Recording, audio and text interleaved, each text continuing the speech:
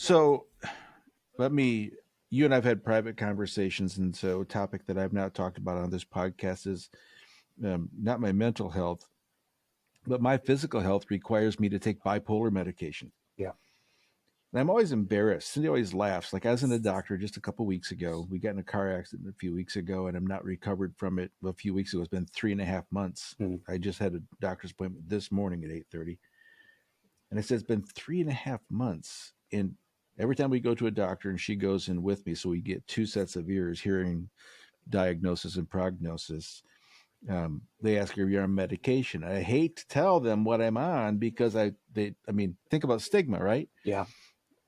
Even though I deal with this stuff all the time and have conversations with, people like you, when you tell somebody that you're on 1,200 milligrams of the most potent bipolar medication there is, even though it's been so good for me, but getting to the point where it was good for me, like we started on one med at 100 mils, and that got to the point where I just sat and cry all day long. And I told Cindy, if I have to Mm. swallow one more of these pills, I'll eat a bullet. Mm. Right? You know what that feels like. And then you go down, you titrate down off that, you titrate up to another one. Then you finally, after about 6 months, level out. But, for 2 years now, I have not felt like me. Yeah. And so I can manage, for me, it's for pain. My medication shuts down nerves in my brain. And, but it rewires you, Yeah. new electricity, new chemistry.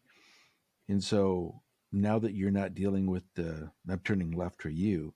So you're dealing with some healthy results of medication. You're not 100% Nick Mance. Well, Is that how you felt ever? and I should clarify, I actually, my counselor and church staff had recommended that I might have to. I have not actually gone on any of that Oh, up to good this for you, point. man. Um, But can I pause there? Can I Please. pause there? Because I think it's important to say to somebody listening, there's nothing wrong with going on No, medication. no, not at all. Because a lot of people think there's something. We'll talk about this in a second about like spiritually, something wrong with you spiritually. Why don't you just pray it away? Yeah. There's people who adamantly preach about like not doing meds because you just need to trust Jesus more, which you and I both know is just it's nonsense. It's It's not foolish. biblical. Yeah. Yeah.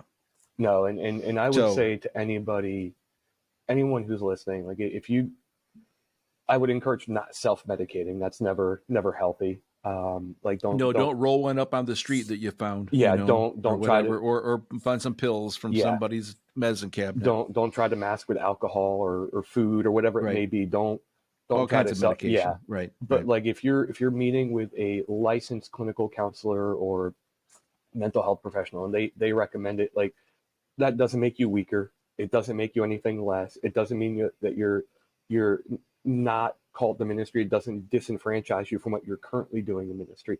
It just means that like you are seeking to get holistically healthy, and in some ways, medication is good for that.